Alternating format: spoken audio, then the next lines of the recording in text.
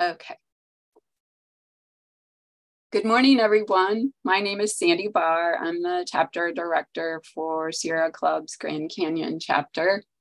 And I use she, her pronouns. And I'm very excited to be here this morning to celebrate the 1-year anniversary of the Inflation Reduction Act. We're here today to celebrate the significant clean energy and jobs benefits of the Inflation Reduction Act, which help us meet our climate goals, reducing emissions and water use, and putting us on a path for a sustainable future. And those benefits will reach the people most affected by climate change, including people of color and Indigenous communities. Just yesterday, the administration announced $72.5 million in additional funding through President Biden's Investing in America agenda to help tribal communities electrify their homes. For people here in Arizona and across the country, as well as future generations, the Inflation Reduction Act was and is a big win. It brings us unprecedented climate and clean energy investments in our state, and those investments are supported by nearly 8 in 10 Arizona residents. Arizona is uniquely positioned to seize on all of the growth opportunities of a transition to a clean energy economy, and we've already begun to do so. Today, our speakers will talk more about that and how these investments will cut climate pollution and accelerate the growth of clean energy, protecting our air, reducing water use, protecting our climate, our health, and our communities, while creating important jobs and economic opportunities. Our speakers today are Bill Ruiz. He is the Southwest Regional Council of Carpenters Special Representative. That's for Arizona Local 1912. We also have Mike Corso with McCarthy Building Companies, their renewable energy and storage group, and Yara Marine, who is the Western Regional Director for Vote Solar. Our first speaker today is Bill Ruiz with the Carpenters. Bill, take it away. Well, thank you, Sandy. And it's an honor to be here with everybody to highlight the 1-year anniversary of the infrastructure or the Inflation Reduction Act. So I'd like to highlight for our members, to the audience there, what this type of legislation has done with the administration and the elected officials from both sides of the aisle working in an agreement that's going to benefit the working men and women of our union. We have over 4,800 union carpenters in Arizona, and many are working on projects such as solar that will be funded with money from the Inflation Reduction Act that was passed a year ago. The United Brotherhood of Carpenters has partnered with our contractors to implement training, site-specific with solar and battery developments, and are poised to train a new generation of carpenters with leading-edge building practices and safety training. And those two combined will allow for rapid expansion of projects done on time, profiting our contractors and stakeholders. We believe in clean energy development, responsible job creation, and multi-generational opportunity to employ union carpenters on projects such as these. Local 1912 has approximately 10% of our members actively employed in solar, battery storage, and substations on multiple projects throughout Arizona. These are bringing high-wage jobs with benefits to our members. The passage of the Inflation Reduction Act will secure middle-class jobs for our carpenters, wages that they can support their families, save for college, or buy that first home. They are jobs that provide health care benefits to raise a healthy family and not rely on safety nets with the state or the local budgets. The jobs created by the Inflation Reduction Act bring work closer to home. and our carpenters don't have to travel but can work and live in their respective communities. And most of all, these jobs such as solar and battery, the facilities will allow for the gradual transition of carbon-based sources to renewable sources of energy, which leads to improved air quality. We thank our partners at McCarthy for being leaders in solar development and the opportunities these projects provide to union carpenters. Our brotherhood is 142 years strong. And as you can see, the building model hasn't changed that much, but adaptation to a growing population, technology, and practical, responsible investments in renewable energies will employ union carpenters for years to come. This is the 21st century America with a new generation of union carpenters building clean.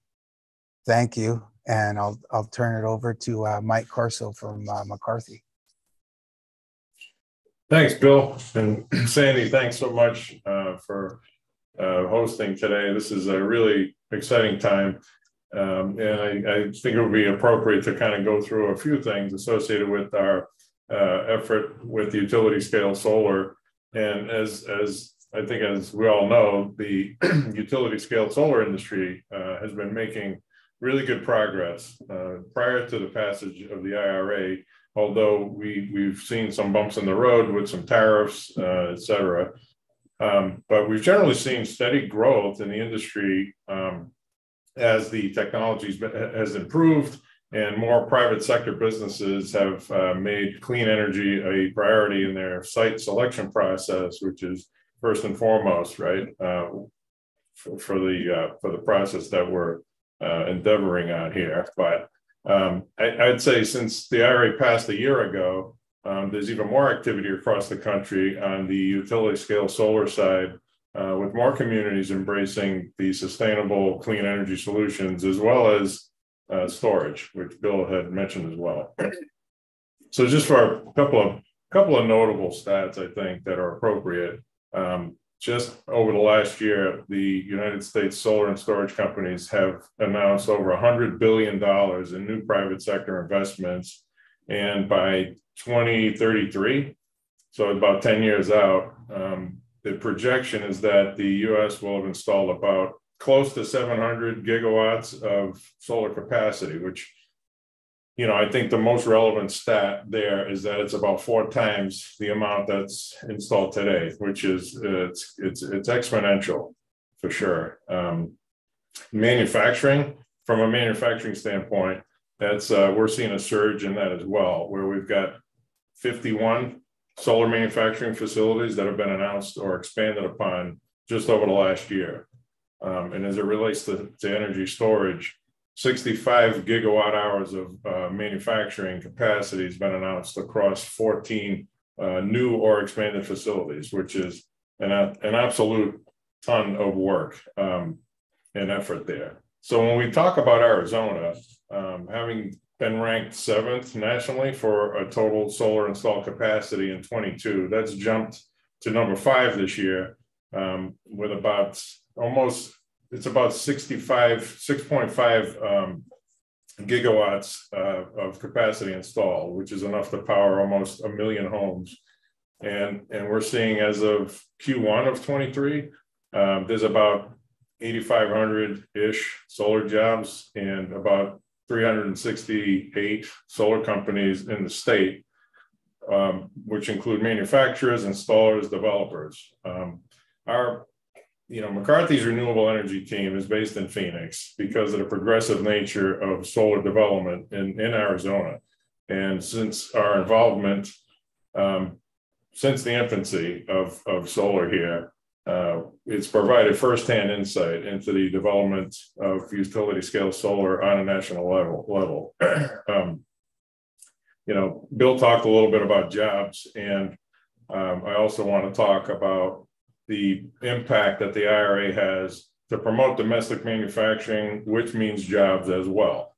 And so if we talk about apprenticeship programs, the industry employment will nearly double from today to 2023. So if we're looking 10 years out, we've got about 260,000 jobs today, and that'll double. So we're probably looking at close to 500,000 by 2033.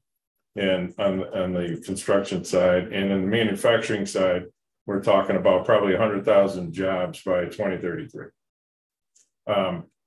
So with all the new activity, we're poised for additional job growth, and it's no question that it can be difficult to find workers to take the new jobs that the sector is creating.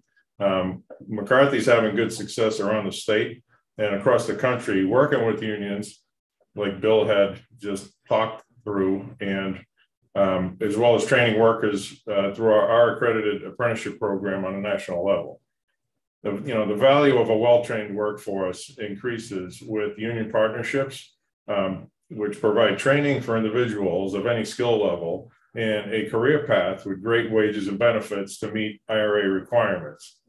Having started as a craft professional in the electrical arena myself, I can tell you firsthand how much it means to be given an opportunity to learn a skill and grow a career. And now being part of a team that's responsible for a national program of over 2,000 employees, it really means something. And our ability to work with vendors and suppliers to provide components so that the unions can provide the right kind of training and support when it's needed before they even come out to the field is an extremely valuable benefit that we're seeing. So the value, we're both seeing the value of a well-trained craft workforce. As we speak, we're building an IRA qualified solar facility in communities around the country, several facilities. We have one facility in particular in Tonopah, Arizona. It's about 380 megawatts with about 300 megawatts of storage. And we'll have a peak of about 200, a little over 200 workers at peak construction. And we'll be building that with carpenters, operators, electricians, and laborers. And the majority of which will be hired from the local community, bringing the economic benefits to Tonopah. So based on the new IRA apprenticeship requirements, McCarthy expects to have about 240 apprentices on projects that we're building in Texas and Arizona this year alone. And this is another way that we're working to ensure the next generation of craft workers are trained to respond to the growth of the industry. So talking a little about sustainable clean energy infrastructure, as more private companies require clean energy sources and more communities set clean energy goals, we've got more clean energy infrastructure that's being built. And the need to reduce carbon emissions is absolutely undeniable. So in order to achieve this, utility scale solar and storage are key components. And with the IRA funding, we're definitely on the right track. When we talk about the solar deployment that's spurred by the Inflation Reduction Act, the projection is to offset about 665 million metric tons of carbon emissions over the next 10 years, as compared to a no IRA scenario. So after experiencing the past several weeks of record-breaking summer in Arizona, as we are aware of, helping to reduce carbon emissions and having more clean energy sources to power our homes and businesses is absolutely a top priority. So in summary, the impact of the IRA is only the beginning. And over the next decade, you heard the stats, but we'll expect to see extensive growth in solar and other forms of clean energy, along with positive economic impact on families and communities across Arizona and the nation, with new jobs across the solar energy sector, including a major growth in manufacturing and construction. So it's absolutely an exciting time. And with that, I'm going to turn it over to Yara. Thank you, Mike. Hi, good morning, everyone. My name is Yara Marin, and I'm the Interior West Regional Director with Vote Solar. Vote Solar is a clean energy advocacy organization working to move the U.S. to a 100% clean energy future.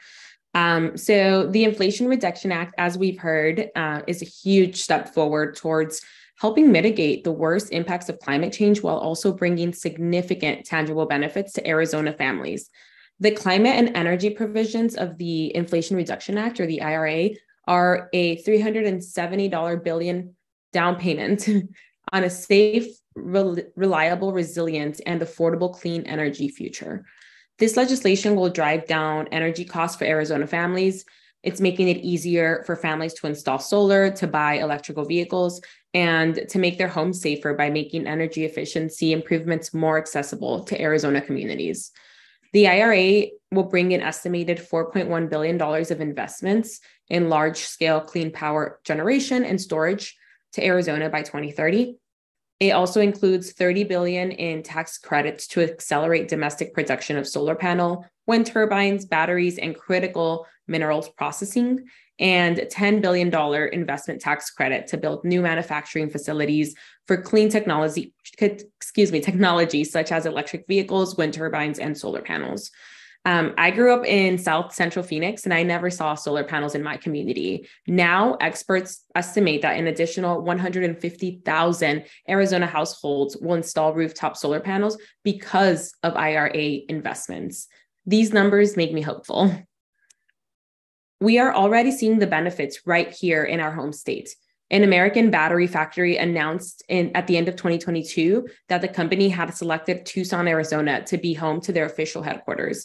This specific site is estimated to bring hundreds of new jobs to the state, provide $1.2 billion in capital investment and $3.1 billion in economic impact, and help accelerate the growth of clean energy and a clean energy future. The federal funds unleashed by the Inflation Reduction Act will dramatically improve both the pace and the scale of transition away from dirty fossil fuels to clean renewable energy resources, but only if we remain focused on strategic, equitable implementation at the state and regional level. Thank you. Thank you so much, Yara, Bill, and Mike. I am going to add you back in here and see if they're, well, first of all, yeah, thank you. This is just a great day to celebrate something that is helping with climate, helping our economy, helping our air, and helping with water as well. All of those are critical, and also something that is especially benefiting those most affected by climate change. So a true reason to celebrate, and one of those win-wins that we often hear about, but seldom are really win-wins.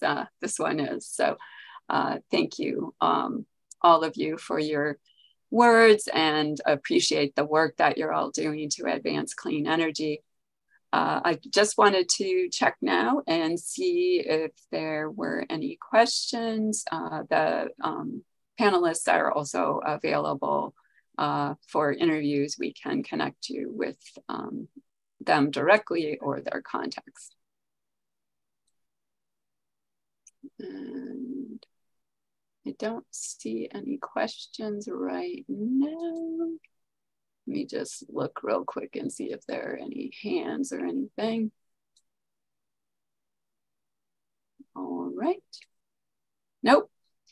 So again, thank you so much. We look forward to the more clean energy, more jobs, cleaner air, and just, you know, hopefully a cooler future for Arizona. The Inflation Reduction Act isn't all we need to do, but it certainly is the biggest thing that we've done to date, and such a critical piece of the puzzle for addressing climate change. So thank you all so much, and we'll see you out there advocating and building clean energy. Just wanted to point out there is a question in the chat now. Oh. There we go. Sorry, Joan, I probably cut that off too soon. So Joan is asking, in your view, how have Arizona agencies and organizations performed on applying for funds through the IRA I understand the process can sometimes be confusing, and not all states have been very well organized on getting those applications in. Any major successes or failures of note. Yara, do you want to field that one, or? Absolutely. Thank you for the question, Joanne. That's a great question. As many of us know, the governor recently reinstated the State Energy Office, or what's now considered the Governor's Office of Resiliency. And the Governor's Office of Resiliency is working really closely with state agencies and community organizations to make sure that there's alignment in applying for these federal funds and streamlining the money back to these agencies. So I think it's really going to be important for community organizations, municipalities, and cities to work really closely there and have just, and make sure that we're having alignment in these conversations. Sandy, do you have anything to add to that? No, I think the Governor's Office of Resiliency has been keeping an eye on those deadlines. I know that there have been also several where Maricopa County or Maricopa Association of Governments and down in the Tucson area where they have applied. And there are still more to come. So there's like a first round where people have to put in an application to let the federal government know they're interested, and then that opens it up for a second round with more substantial funding.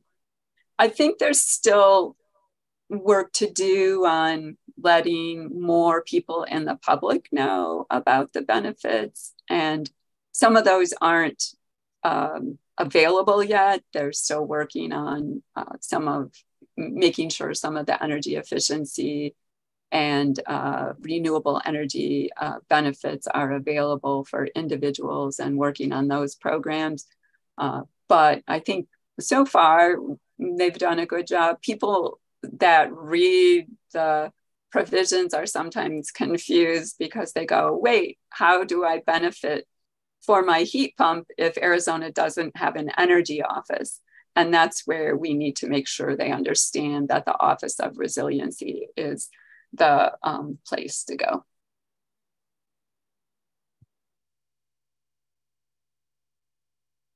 All right. Any other questions or follow-up?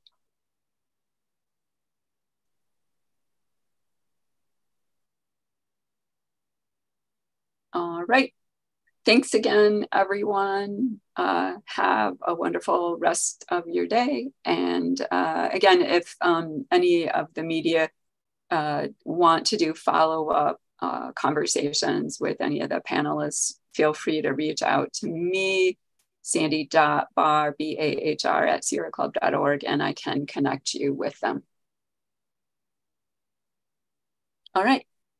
Thank you, everyone. Thanks, everyone. Thank you.